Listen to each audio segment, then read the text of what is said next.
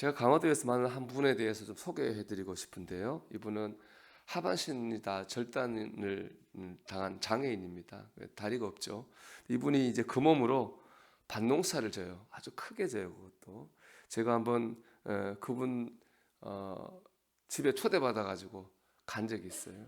진짜 대단하더라고요. 근데 그 몸으로 큰 밭농사를 져가지고 2명의 자녀를 대학에 보내고 시집장가까지 다 보냈어요. 참 대단하죠.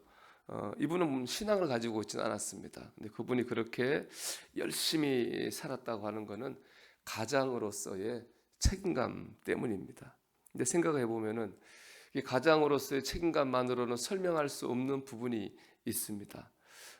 왜냐하면 이분이 이제 사고를 어떻게 당했는지 알 수 없지만은 그 사고를 당해서 다리가 절단됐을 때 얼마나 낙심을 했겠습니까? 그죠? 그건 뭐 당해보지 않은 사람 우리로서는 짐작할 수 없을 만큼 낙심하고 절망을 했을 겁니다. 거기서 어떤 뭐 내가 가장으로의 책임감을 붙든다고 하는 게 그런 상황에서 쉬운 일이 아닌 것이죠.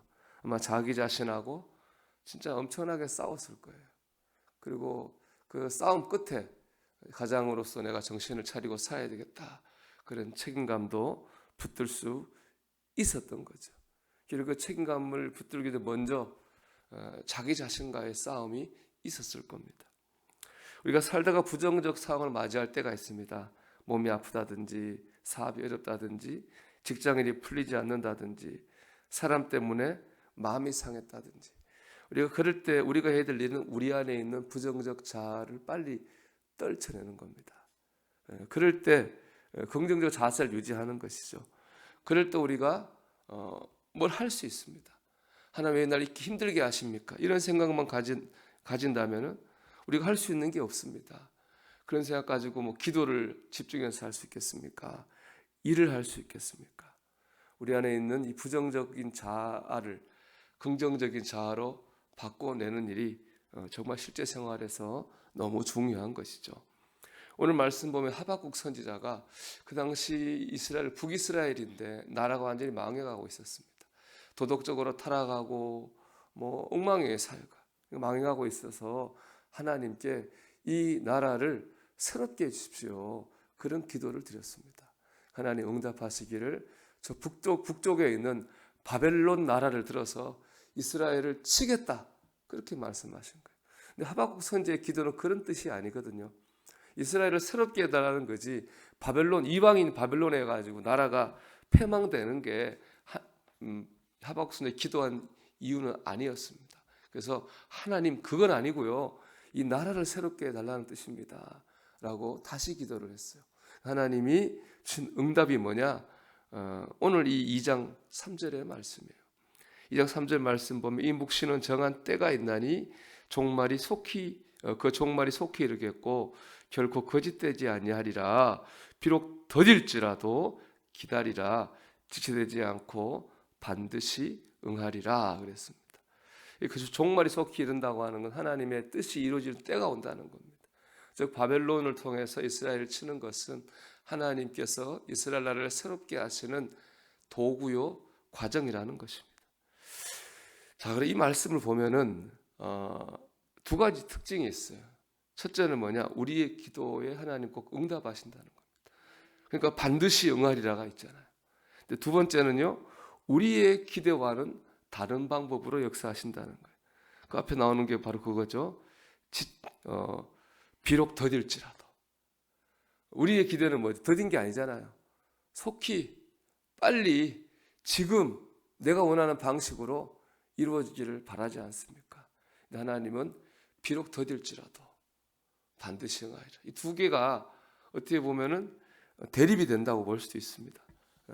세상의 모든 일에는 긍정적인 면과 부정적인 면이 있다고 하는데 이것 보면 우리 입장에서는 하나님의 말씀도 부정적인 면이 있고 긍정적인 면이 있는 거예요. 부정적인 면은 더딜지라도 더디게 된다는 것이고, 긍정적인 면은 반드시 응하리라, 반드시 이루어질 거라, 그런 말씀입니다. 그러니까 신앙생활이라고 다 좋은 것도 아닌 거죠. 때론 보기에 따라는 부정적인 면도 있고 긍정적인 면도 있는 거예요. 어떤 면을 바라보느냐 하는 것은 전적으로 우리의 선택입니다. 우리가 어떻게 그 말씀 앞에 반응하느냐고 하는 것은 우리의 선택인 것이죠. 하박국서는 어떻게 반응했습니까? 우리가 잘 아는 말씀이죠. 하박국서 3장 17절 18절 말씀입니다. 비록 무화과 나무가 무성하지 못하며 포도나무에 열매가 없으며 감람나무에 소출이 없으며 밭에 먹을 것이 없으며 우리의 양이 없으며 외양간에 소가 없을지라도 나는 여호와로 말미암아 즐거워하며 나의 구원의 하나님으로 말미암아 기뻐하리로다. 하박국 선지자는 긍정적인으로 반응했어요. 더딜지라도에 반응하지 않고 반드시 응하리라고 하는 그 말씀을 붙잡은 겁니다. 그래서 지금 없잖아요. 포도나무에 열매도 없고 무화과도 없고 논밭에 식물도 없지만 괴로워해야 될 상황이지만은 하나님 앞에 믿음으로, 긍정적 믿음으로 반응했더니 괴로워야 될 상황에서 감사하고 기뻐하고 찬양하게 되었습니다. 그 이유 하나죠. 하나님이 구원하실 거라는 거잖아요. 비록 지금은 없고 지금은 안 됐고 지금은 어렵지만 하나님께서 구원하실 거라고 하는 것을 믿기 때문입니다. 여기서 중요한 것은 이것이죠. 이렇게 긍정적인 믿음으로 반응했더니 삶의 자세가 긍정적이 됐다는 거예요. 그렇죠? 더딜지라도에 반응했다면 낭망을 했을 거예요.